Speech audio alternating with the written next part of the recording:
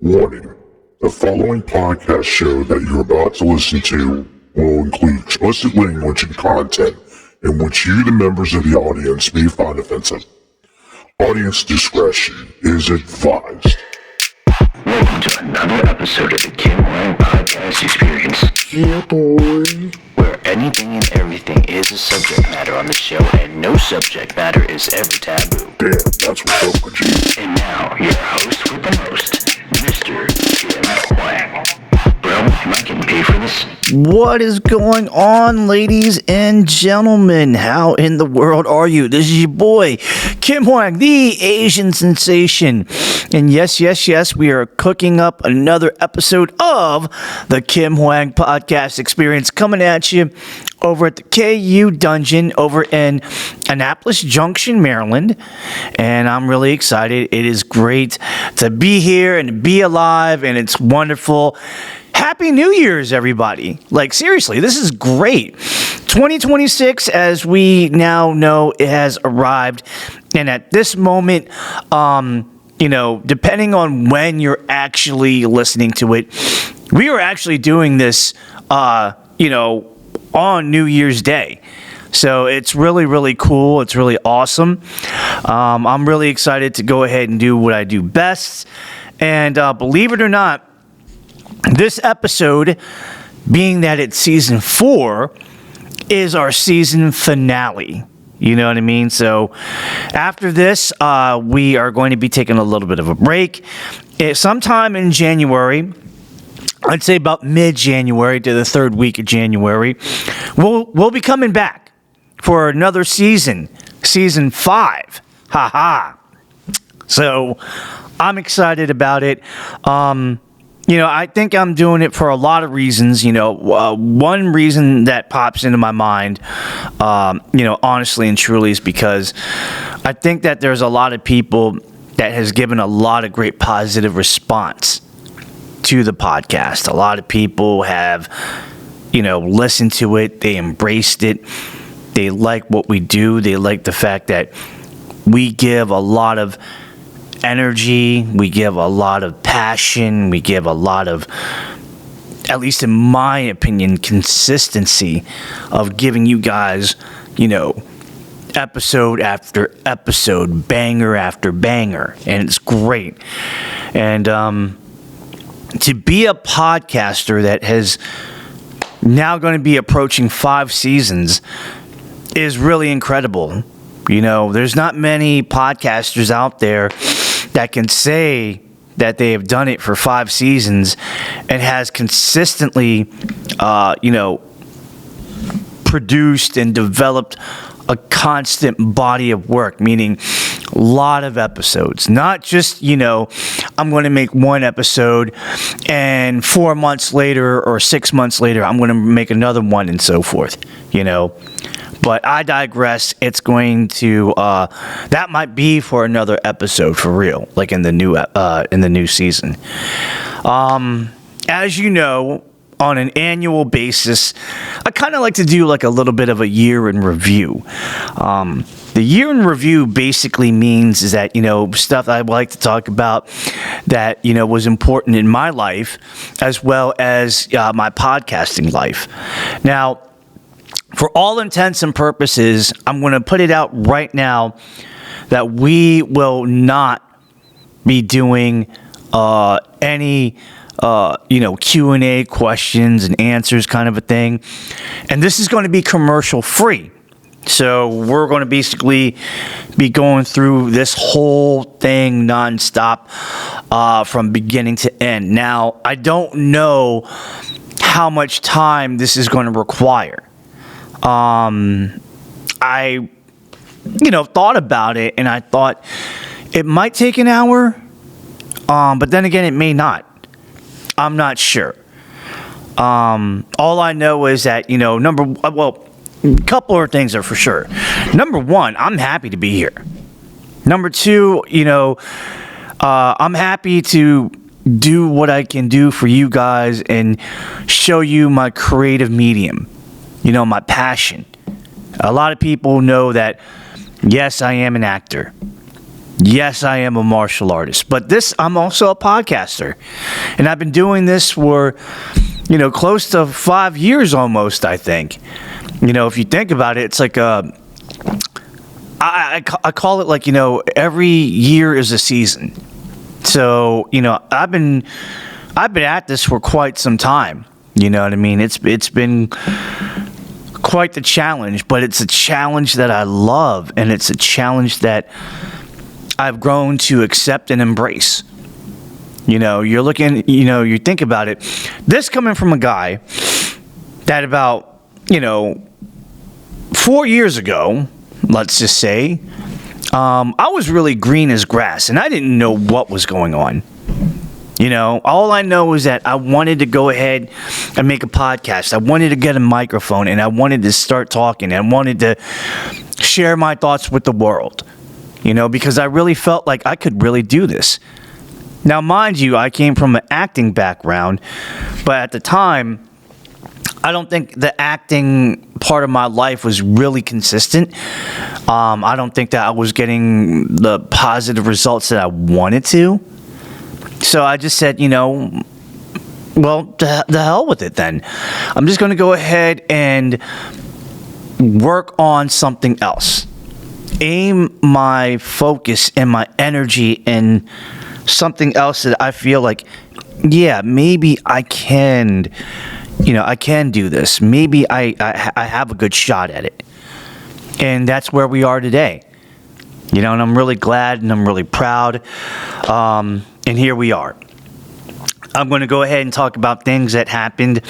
The way that's going to happen today is that I'm going to go ahead and talk about some stuff about my podcasting life, what I thought about this year, and a couple of episodes and sort of like categories that really stood out to me, and and why.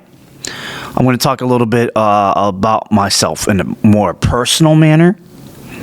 And then, I'm just going to go ahead and do a big send-off, about the people that we lost along the way. So, let's get into it. 2025, for me as a podcaster, was pretty incredible. In my opinion, I felt like I was busy, making about 41 full episodes. Now, I know that I do episode minis and so forth. I don't think I did a lot of episode minis like I wanted to. And I think because the reason was that I wanted to focus a little bit more on the emphasis of, hey, I just want to do a lot of, podcasting, and I want to make full-length episodes, and I really want to show people, that I'm really good at, full-length episodes and giving you guys the best that I can, and we did well. We did well. For 41 episodes in one calendar year, I would say that's constitutes as being busy. I was busy. I was making stuff. I was being creative. I was having fun, and I think that's important. And the fact that we made a lot of content, a lot of great content, was great. I had episodes that I felt like, that were fun. I had episodes I felt like they were very informative. I had some episodes that I felt like that was very meaningful, that really touched my heart. And do I even dare say I had podcast episodes that I felt like, I interviewed them because I wanted to know a little bit more about them and their creativity in the art of podcasting. And there was a lot going on. It was really, really awesome. Let's go ahead and break it down. Some fun episodes for me, and I can name a few. Episode 13, where I was actually hanging out with my friend Christy Whiteley. This is a girl that I know, or a woman that I know. We've been friends for like a real long time. She grew up in Maryland. She went to a lot of concerts on the Maryland music local band scene. and it was great. And I would always see her or see her around and so forth. And it was really, really, really, really cool. The fact that she was in town, and I wanted to interview her and just kind of do like a little fun episode where we would just catch up was incredible. I think that we definitely fed off a lot, from each other. Sharing our experiences with the local Maryland music scene, bands that we grew up to know, like, Goldmine Squad, Havoc in Hollywood, Lennox, Voodoo Blue, Fourth Element, American Diary, A Freudian Slip, Agents of the Sun, just to name a few. And it was great to talk about those things in those times because it brought us back to a time where, I guess for a lack of a better term, we were really happy at that time. Life was good, and talking about, local music back then and the bands that we were following, and, just the journey of going to like a local concert in downtown Baltimore or Towson, Maryland, or Washington, D.C., or Fairfax, Virginia, and, just the journey of getting there. Sometimes going to follow those bands that, were going to be doing a concert 2 hours away was really, really cool. Christy also had talked about her challenges with mental health. She has been dealing with that for quite a while. And the fact that, she has been going through some mental health challenges as well as I am going through my mental health challenges, I think it was a really good connection there, and it just kind of brought us closer together. And I'm really glad that, Christy was able to, open up and talk about certain things and talk about things that, normal people would be uncomfortable in talking about, but she was okay to talk about it. And I felt like that was really cool. And I give her so much respect because, going through what she's been going through, living the life that she is right now with the diagnoses and so forth.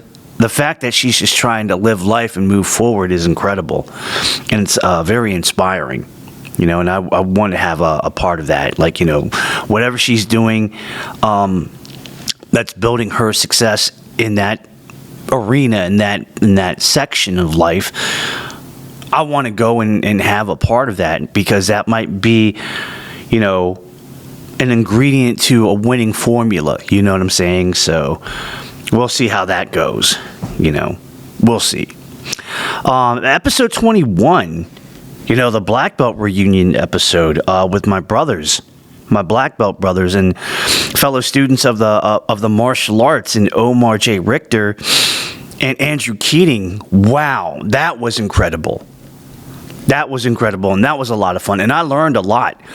The fact that we were talking about our history with a martial arts school called Annapolis Martial Arts Center, how we got there, and all the fun memories. It was really great, to talk to my seniors, even though Omar is a third-degree black belt as I am, and Andrew is a second-degree black belt, but I still consider them my seniors because they were there, getting their black belt before I did, before I even thought it was possible.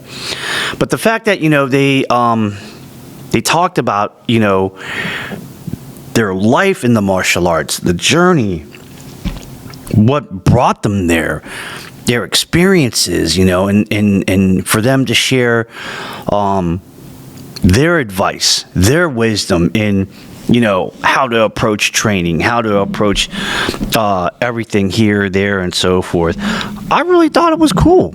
I thought it was really cool, and I thought it was really amazing that they took time out of their busy schedule to share knowledge and to share great memories and to, talk about the journey of what it was like to get to the road of black belt and earning it and so forth, and even giving out advice to the new generation of martial artists that will soon become black belts. You know what I mean? I think it's really incredible, and I think it was awesome. And it's because dudes like them, they gave me like the proverbial book, if you will. Like, hey, here's the proverbial book on, what we did to earn our black belts. Now it's your turn to go ahead and go through that rabbit hole and see where it leads you. You know what I mean? Obviously, we want you to do well. We want you to succeed. But, this is now your journey. We already been through our journey. This is now your journey. And I felt really happy and honored to be with my black belt brothers. Both of them I love dearly. They're great friends. They're family to me. And there's nothing in the world that I wouldn't do for them. And they know this. Episode 24 was pretty cool because I had a chance to talk to one of my good friends, Taylor Lee Hightower, who I knew at the time was an actress in the local film industry. She was in a movie called Roulette, which won a lot of local film awards, including, Best Actress and Ali Lukowski, Best Director and Eric Christopher Myers, Best Screenplay, at one point, Best Actor in Will Hazza. I mean, this literally was just like the movie that everybody, if you were in that movie, your career in the, local film industry was a real good one. And Taylor, I met her, and I knew her from that project. I didn't realize that she was the wife of a person that I knew in the Maryland local, music scene. She's married to a guy named Jay Hightower, who was the bassist of a trio band, like a brother trio band called Wasabi, and I knew him. But I just didn't know. I didn't connect the dots. But when I found out, I was like, "Oh, that's pretty cool."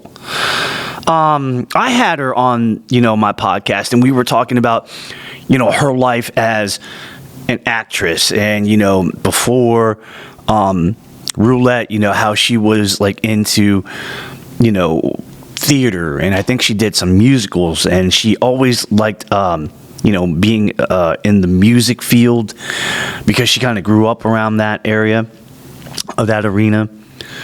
And talking about, her being an actress and being in a cover band called As If, and then later on transitioning to having her own yoga program called Heart to Brain Yoga, which, I never knew that Taylor was a person that loved that type of physical fitness challenge, because I never knew her to be like that.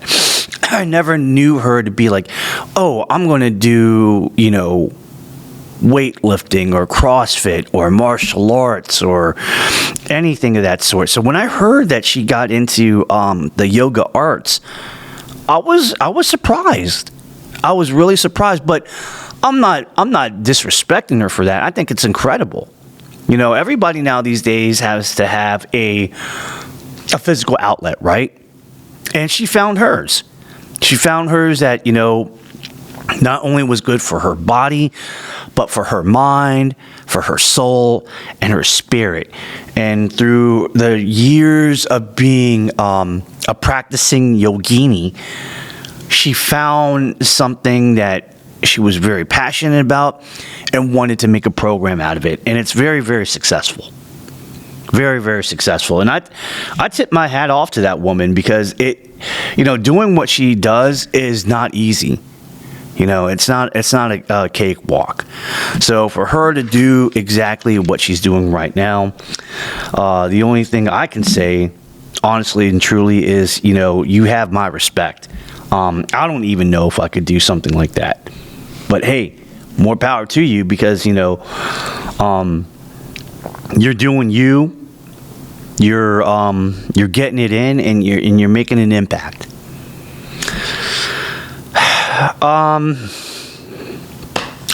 The next 2 episodes go into the category of podcasting knowledge. The reason why I say that is because they're podcasters, and I invited them and I wanted to interview them because I really wanted to know how they tick and how they work things. And maybe if there was something that I, heard that I felt like, wow, this is pretty cool, I could implement that for myself. One person that I had on episode 6, a good friend of mine, Mr. Brad Cox, who is the host of the Mouthful of Graffiti podcast, who is also a lead vocalist for a Maryland local music band called Schizo Calypso. I definitely hit the ballpark with this one because it was like the 2 for the price of 1. Not only do I get to interview the musician and talk about how he got there, but I also talked to him about being a podcaster and being a host of his own podcast show of Mouthful of Graffiti, and the day-to-day operations, and how he approached it and what he thought, what worked for him, what didn't work for him. It was really good. And I learned a lot because I felt like, this was like, a professor talking to me and dropping some wisdom and some knowledge and so forth. And, seeing Brad being successful with podcasting, winning a couple of awards and so forth for that creative medium, it's really inspiring me to want to, step my game up in the world of podcasting. Not to say that, I have something that's really terrible. I think it's good, and I think it's something that, it can offer somebody something, in a good way. But, when you actually look at another person and see the success that they're building for themselves in podcasting, and you're just inspired by that success and you want to start building that same success, then you start to get really hungry, you know what I mean? So that's that was a good one for me to talk to Brad about.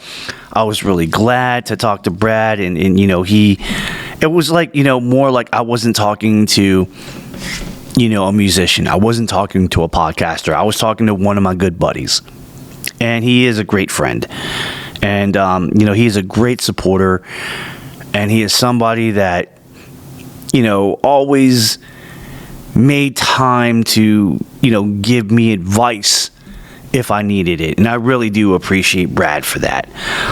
Episode 12, I interviewed Brian Doucette, who has his own podcast called Everyday Martial Artist, and I thought that was really cool to talk to him about his style of podcasting, and the fact that he has a martial arts based podcast is incredible.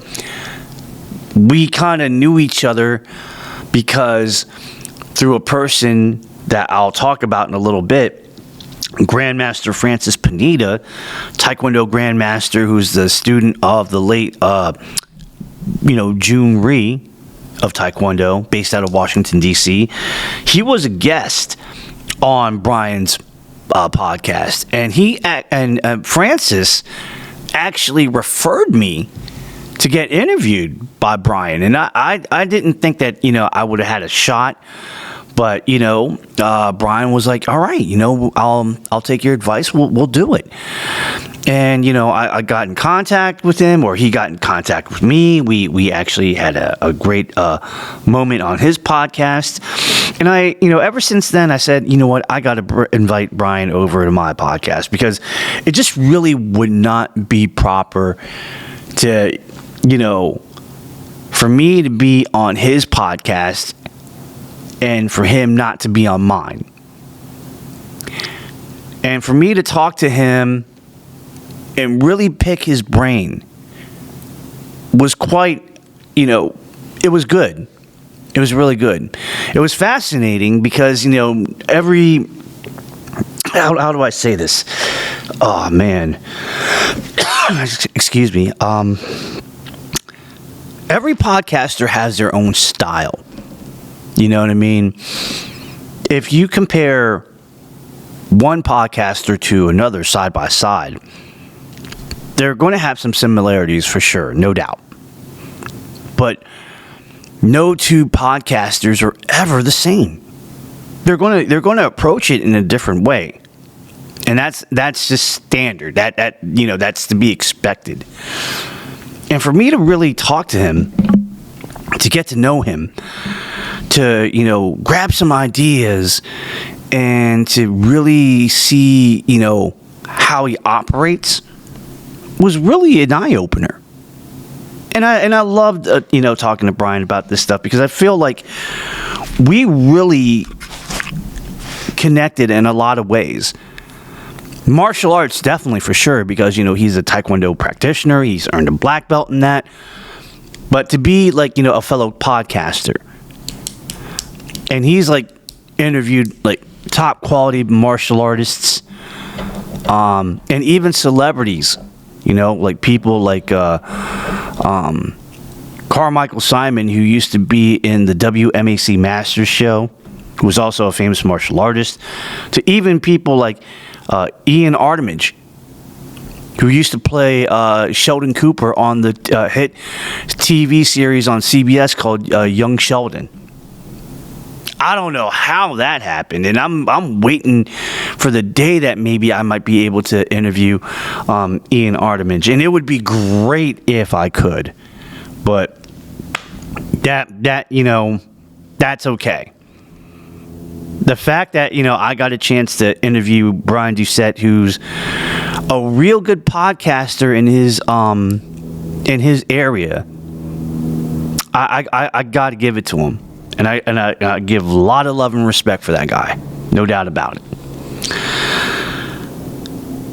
The next episodes, I put it in the informative category, because I was learning a little bit more about their art of what they do. And I learned a lot about, how they got there. This is more like the creative side of things, I think. So, example. And again, I'm episode 7. I had the honor and the pleasure of actually interviewing a person by the name of Alexandria Prince. If you don't know Alexandria Prince, she's known well in the local film industry. She has recently thrown her name in the hat to become an actress, which I think that she's pretty good and capable of doing so. I think she has a great, she has a great sense about her and a great energy that that translates very well into the acting world. But she's also a script writer. And for me to learn a little bit about, how she got there as being a script writer, making a slight transition to being an actress. She's going to be in an upcoming movie called, if you don't know this movie, it's no. I take that back. She was in Uncalculated, which is the prequel to Miscalculated. She did script writing for both of these films. Both of these films are directed by Romel Xavier Morales. And the fact that I got a chance to talk to her about script writing, how she was doing it, what made her do it, and just, how she's really inspired by it, and, how, she puts, her thought from, from her mind right into, possibly pad and paper, or, right there on the laptop. It's incredible. A lot of people, I think, and she even said it herself, that, it's not really easy. But if you really take your energy and your emphasis and really aim at, that art and start doing what you're supposed to be doing, then, boom, there it is. You got it made in the shade, bro. Made in the shade. And I have a lot of respect for her. And I know that somewhere down the line, we're definitely going to meet again. We might be working together on another, movie project as co-actors. I know for a fact that, and I'm just going to put this out as a spoiler, I've reached out to her to help me write a script for a movie that I want to, put out there. We haven't really got much in the lines of communication. We haven't really talked much lately.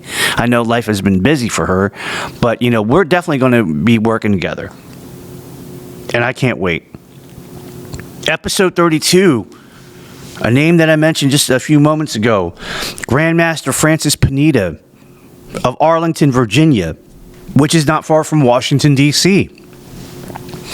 Taekwondo Grandmaster, student of the late Taekwondo Grandmaster Jun Rhee, who was dubbed the father of American Taekwondo. Now, I have a confession.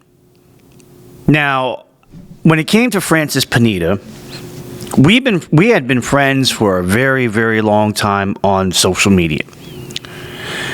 We had never crossed paths physically. In terms of like, hey, how you doing? I'm Kim. Well, hey, I'm Francis, I remember seeing him a couple of times over at the Capital Classic tournament that happens every year in the Washington, D.C. area through the NASCA circuit. And even then, I wanted to, extend my hand of friendship out to him in person, be like, hey, how you doing, sir? My name is Kim Hoang. We're friends on social media. You're an amazing person. I have a lot of respect for you, yada, yada, yada. But when the opportunity came to really get to know Francis and to meet up in person and do an episode, it was like, it was kind of like, it felt like I've known him like literally for years, in terms of knowing him in person for years, but only in reality, that was my first time this year to actually meet him in person. And such a great gentleman. Friendly, obviously he's very approachable. Very warm, and it was great that he invited me over to his school, the Jun Rhee Taekwondo school, based in this case. That location that I met him at was based over in Arlington, Virginia, and to hear his journey about being a martial artist, studying under Jun Rhee, leveling up in the black belt world, then, going to college, university, and just, getting his degree, coming back into the martial arts with Jun Rhee, and then moving away over to Arizona, where, he was, managing a martial arts school over there, a branch over there, making a comeback, and just being in the position where he is now is quite incredible. And the fact that, one name, that a celebrity name, that he is the Taekwondo teacher of, again, young Sheldon's Ian Armitage.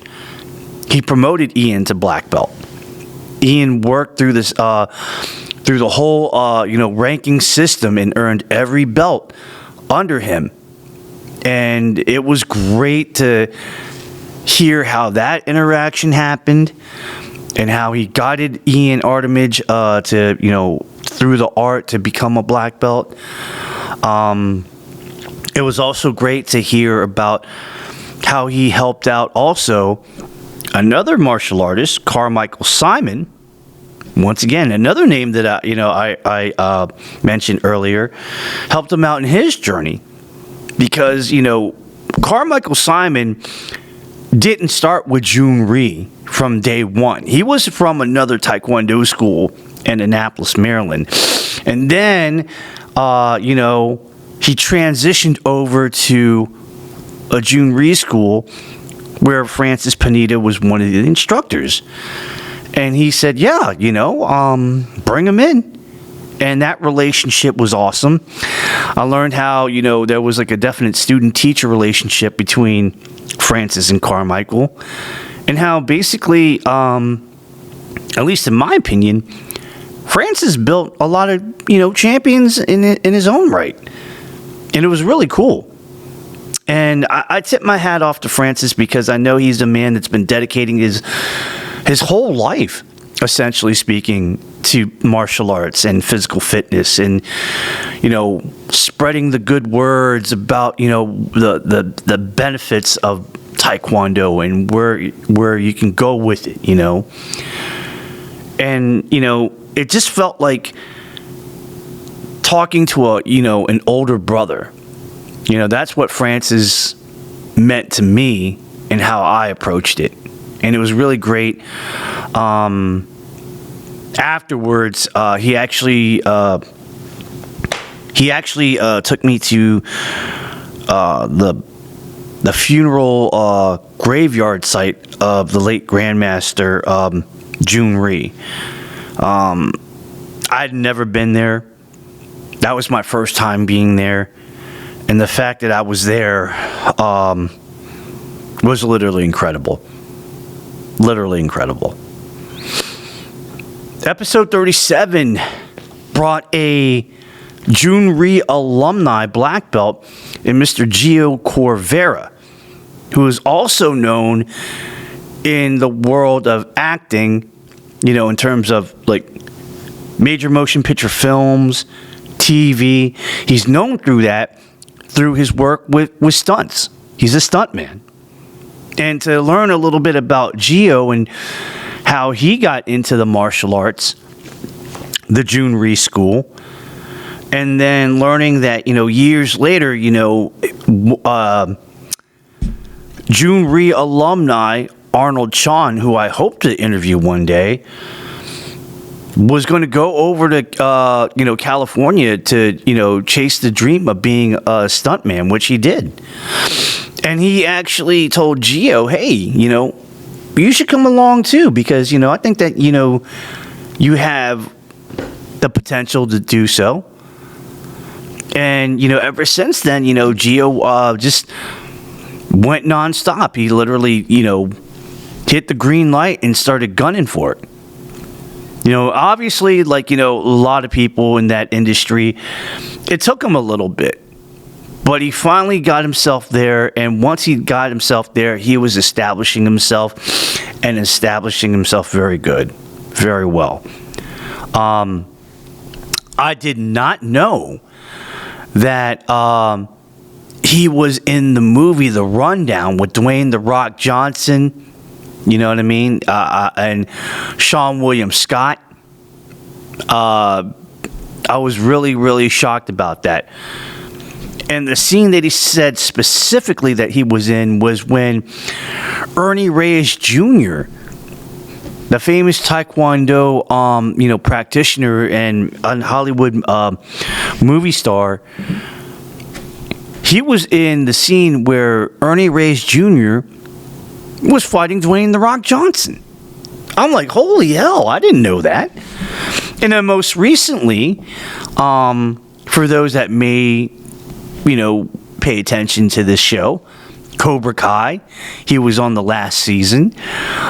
He was in the season where, in the episode where Daniel LaRusso, played by Ralph Macchio, was kidnapped in Spain. And, Gio Corvera was in there, along with another famous stunt guy by the name of Mr. Felix Cortez. They were basically in some fight scenes with them. I think that Gio actually got bitten by a dog in that scene, But, to hear his journey and to hear, what he had to say about, getting there, and just like, saying, how it is a challenge, but if you love to do it, you're that's more the reason to, stay motivated in the stunt world. And he actually acknowledged that, there are a lot of competition, a lot of different people, a lot of things are happening there. But if that's what you want to do, you got to go for it. No room for debate. 2 episodes stand out as the most meaningful ones to me in my life. Episode 39, I had a chance to interview Tang Sudo master Elizabeth Lindsay, who is a person that is a student of Grandmaster C.S. Kim. I knew a little bit about Elizabeth Lindsay because obviously, being a martial artist myself, competing in traditional tournaments, I knew that she had competed in, that tournament in Pittsburgh, Pennsylvania, as well as a couple other traditional ones in the Atlantic coast that, we were very familiar with. She doesn't know it, but she actually used to compete against my cousin, Huyen Dao, in the women's forms division. And Elizabeth is a really, really cool person. Obviously being a Tang Soo Do practitioner, being one that's very disciplined in that art. On the side note, she's also very nerdish. You know what I mean? Liking things like Star Wars and,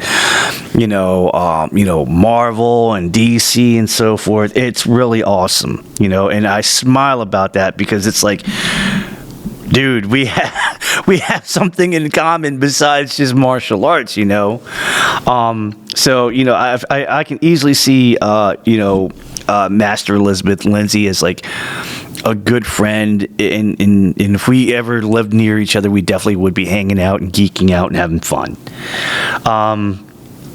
What was so inspiring about her was her journey with being a martial artist, being one of the few female masters in the International Tang Soo Do Federation. But what you didn't know about her was that, a year ago, she was in a serious motorcycle accident that was essentially would have left her for dead. And technically speaking, she was dead at one point until, she was brought back.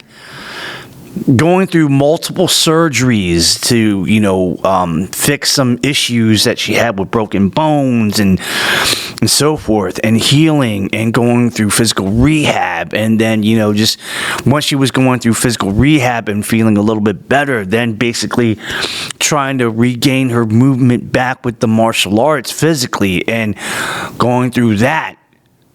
I mean, to basically knock through death's door, to slap him in the face and walk out of there alive and kicking. I mean, this woman is incredible. A motorcycle accident, ladies and gentlemen, boom, broke her into pieces.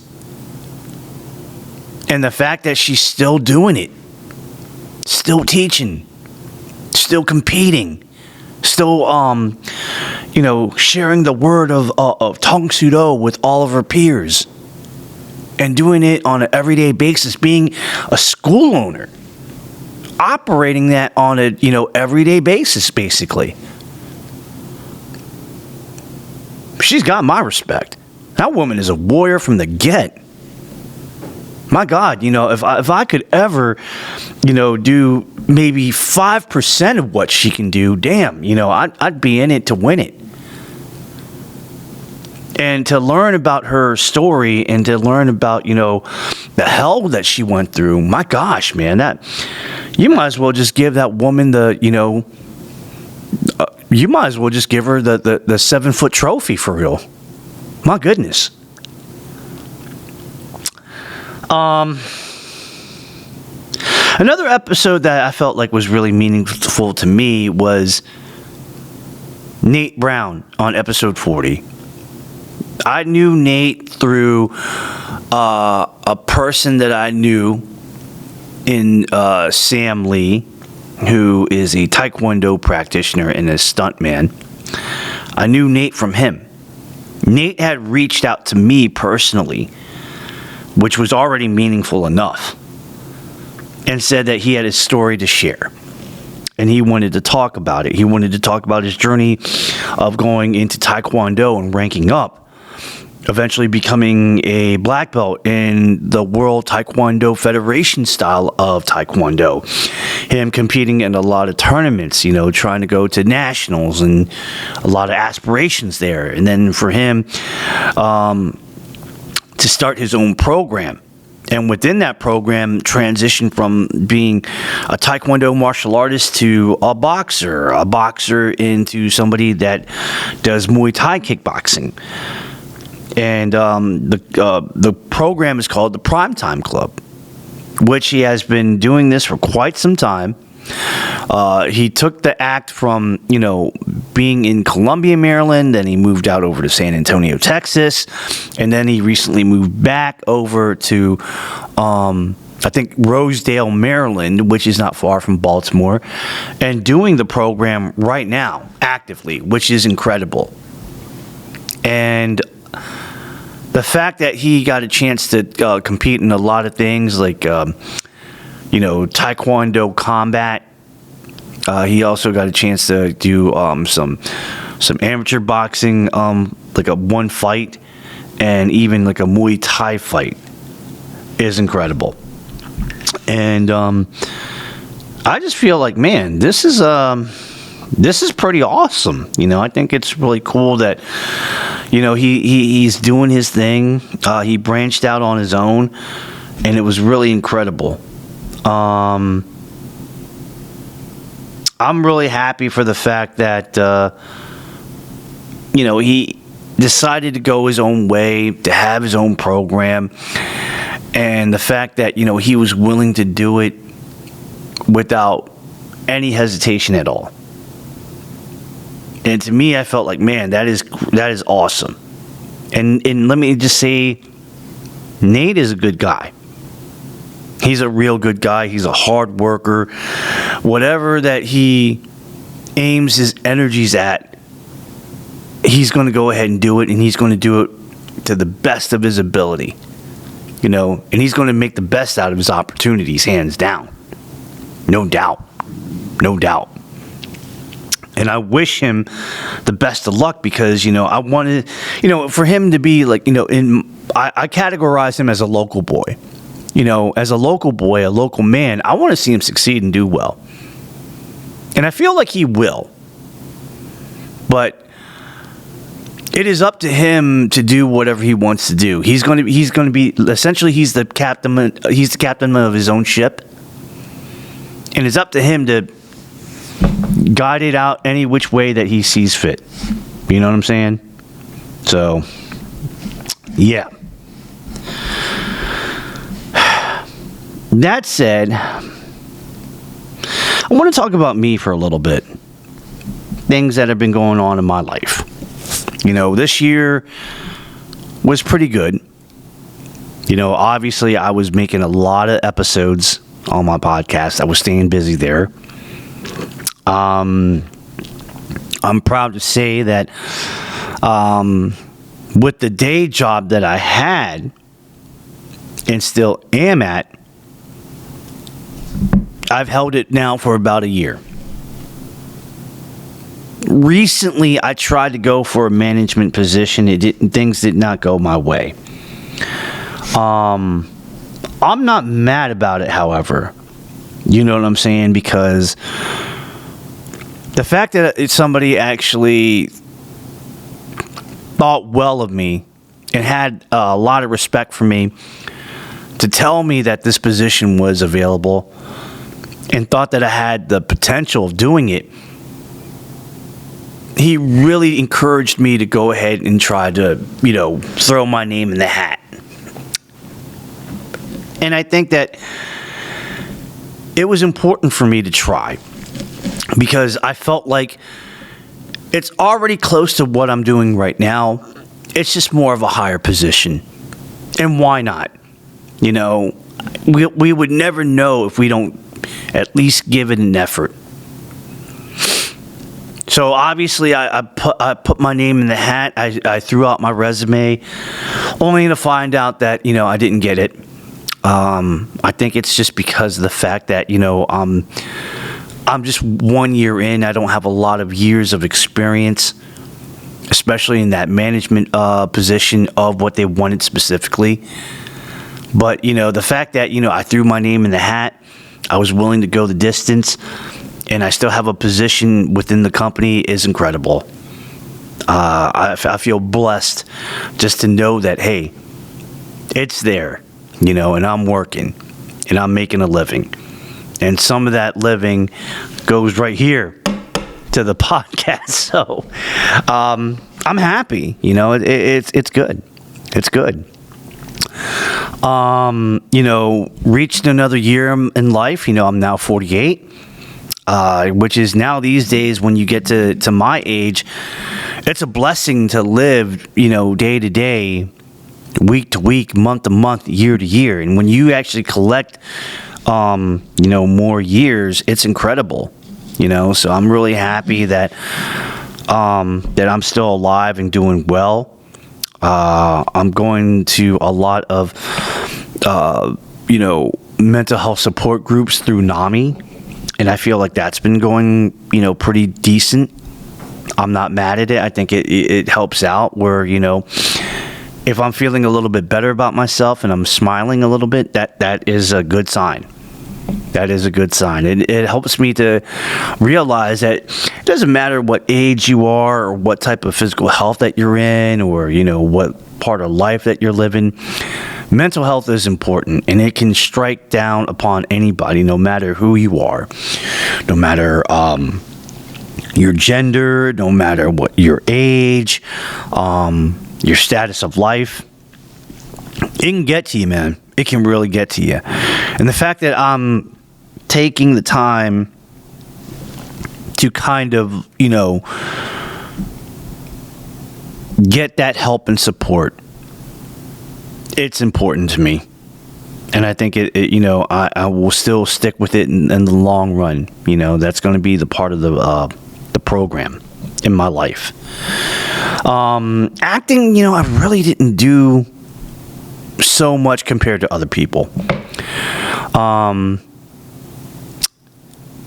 I will say that I was in some good projects. I can tell you that right now. I was in Uncalculated, which we filmed this year, which was incredible, which I also brought two of my fellow black belt brethren from the same martial arts school as well as another person that I know in the martial arts industry that's a real good guy as well. That was fun. Shout out to Romel Xavier Morales for bringing me on once again. I definitely appreciate it. And it was a blast. With those three guys, Andrew Keating, Terrell Friedman, and Shaq Watson. got to say that it was really fun for me to kick it with those guys. And I loved it. And the fact that, we really got a chance to hang out, have fun, and do what we were supposed to do on the set, absolutely incredible. Absolutely incredible. 100% loved it. I was in 2 short films. Fatal Fury, a fan film, directed by Adam Vaughn in conjunction with Charm City filmmakers. That was amazing. And to actually see that project come to life in form of a movie premiere that I saw recently in Baltimore was really incredible. Was great. It made me realize that, this was the reason why that we did it. And when you get to see that movie in a premiere and to see, where the pieces kind of fit together, it was great. And I tip my hat off to Adam for being a real good director and guiding us. To Matt Patty, he was an executive producer. And even my castmates, Cameron Whittington, Zach Malikoff, Zach Knox, Trey and Shanita Parker, Emma Ryan, Jimmy D. Nolte, John Lutz, and Becky, which, once again, I can't pronounce her last name. I'm not going to even try, but she's basically an actress based out of Peru that lives here in the Northern Virginia area of the DMV. And the fact that, her and I met through a project that never really came to be. But we had a lot of respect for each other. We kept in touch, and it was great. And to be in that project, the Fatal Fury, a fan film, was really, really awesome. And it made me feel really good about myself because I felt like I knew the game Fatal Fury. That was, originally on Neo Geo. It was an SNK video game. And I was very familiar with the storyline, the characters, and so forth. And I was, happy to do what I was able to do. Also, real quick, shout out to Tom Crisosimo, who was also in that project. I didn't forget you, buddy. I didn't. Another film short film that I was in was called One, which was basically a Matrix fan film. Nick Menendez not only directed it, but also started in it as the principal actor, the principal lead. You know what I mean? It was fun. Now, I have to admit, I really didn't know what to expect. Everything that we did was basically on the fly and on that day. All I knew was I showed up on the set. I was probably one of the only people that in the stunt team that brought, my own safety equipment, knee pads, elbow pads, and a spine protector. A lot of these other dudes did not. And I felt like, wow, okay. Well, that just tells me that I'm, aiming my concerns at my safety to the highest extent. And I felt really good about that. If those guys felt comfortable and confident that they can go ahead and do this without any safety equipment, hey, God bless you. But if you get into an accident, don't say that we didn't warn you. But it was cool. Nick guided us. He told us his vision, what he wanted to do, and we basically did it. Got in at 6 o'clock p.m. over at a garage in the Washington, D.C. area. Started filming right away at 7 p.m. Got out and wrapped up by 4 a.m. That was really rough. And the fact what even made it worse was the fact that it was really cold. So we were trying to stay warm, to stay afloat. For some of us, the weather factor was really, it was brutal. But we did the best that we could to kind of, beat the coldness and to do what we did. And, I had a good time with it.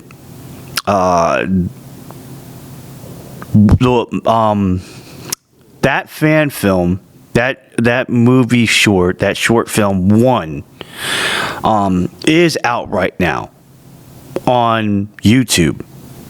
And I will paste the link on that. Take a look at it because, visually speaking, it was really awesome. And to be a part of that cast was a great experience. It made me realize, okay, I do have a passion for this. I do want to be in, the film industry. I do want to keep doing, film stuff. But I think that I'm trying to open my versatility. I just don't want to be known as a martial arts actor. I want to be known as an actor that can do martial arts, but I want to be known as the actor. And I think the last thing that I can talk about is that this year, I definitely did a lot more Taekwondo training, meaning going over to the school that I train in Taekwondo at and being more proactive than ever. And that was great because, being in the position where I am right now in Taekwondo, I want to keep going. I want to keep being consistent. And I want to keep learning. I would like to level up. If I can be, honest with you, I really want to level up.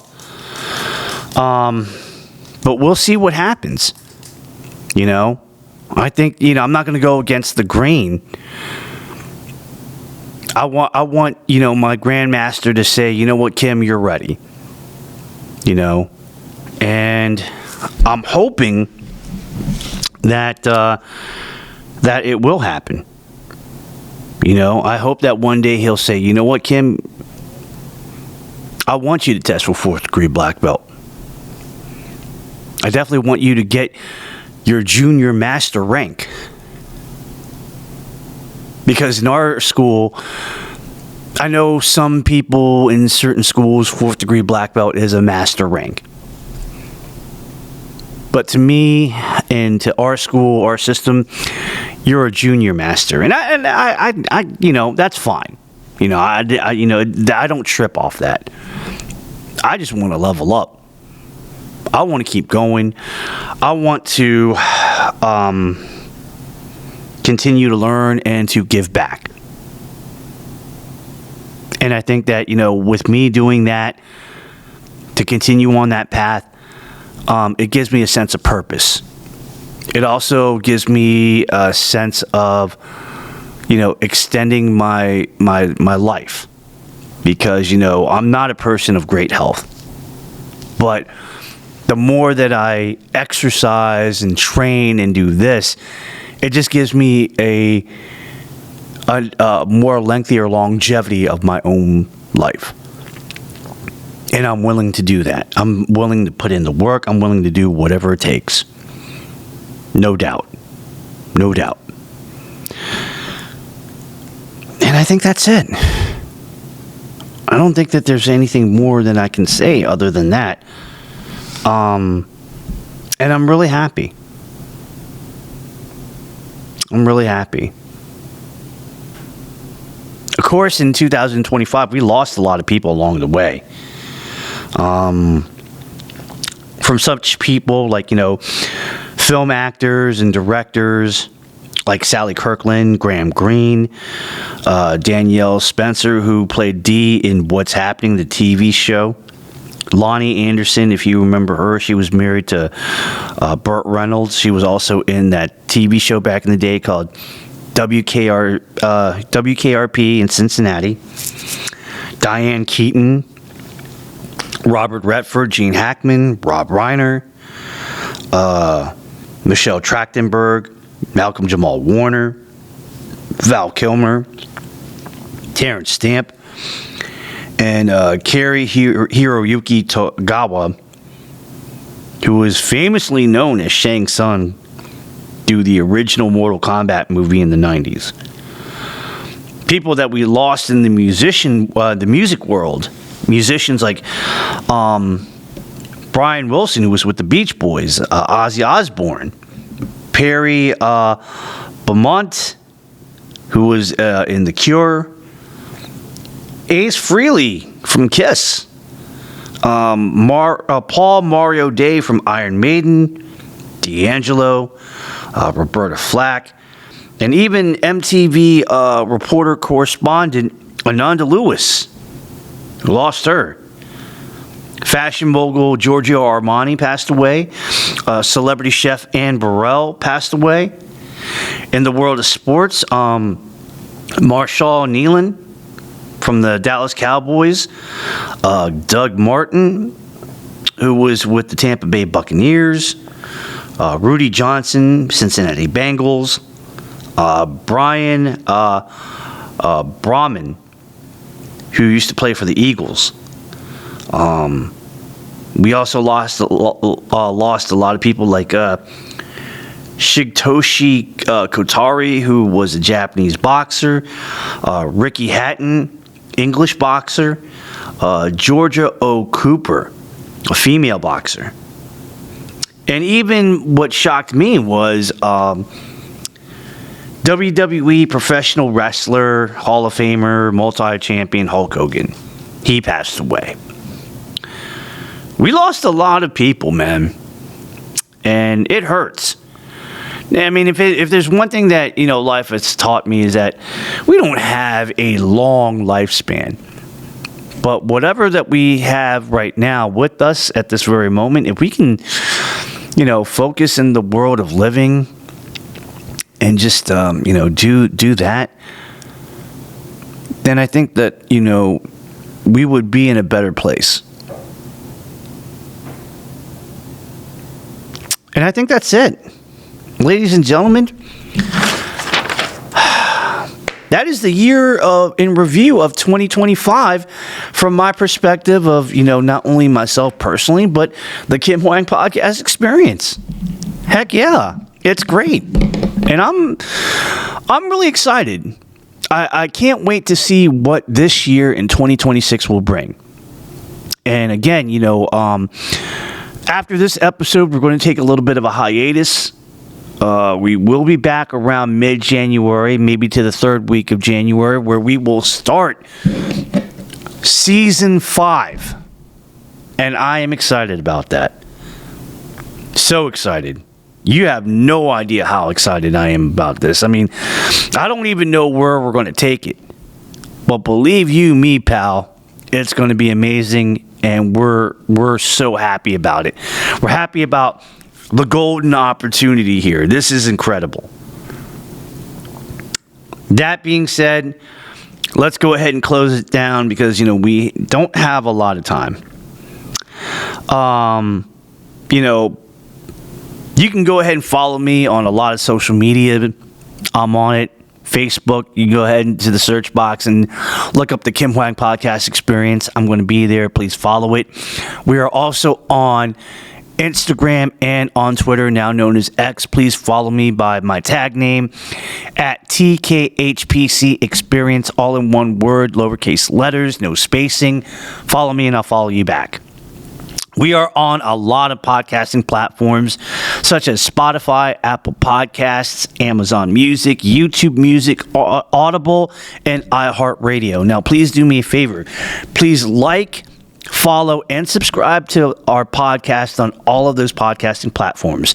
If you have Spotify, please give us a 5-star ranking. If you have Apple Podcasts, please give us a 5-star ranking and a positive written review, because the more times that we get that, our podcast will be thrown in the front lines, and then next thing you know, somebody could be like, oh my gosh, it's the Kim Hoang Podcast Experience. I remember that because Marie told me about this.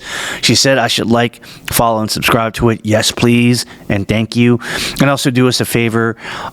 Please spread the word about us on all of your social media, whether if it's Facebook or Twitter, now known as X, Instagram.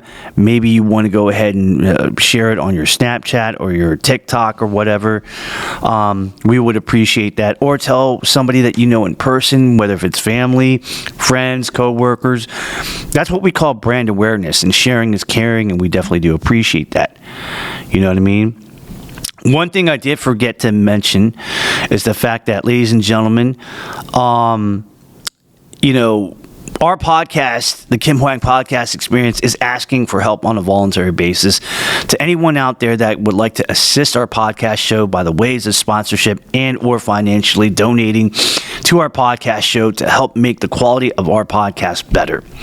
All proceeds that we raise will go towards, getting more equipment and better equipment that we need, such as, in-studio microphones for our guests, XLR cables for those microphones, headphones, a new MacBook Pro, which we use to actually create, edit, and make sure that every new episode of the Kim Hoang Podcast Experience is out to you because of that computer.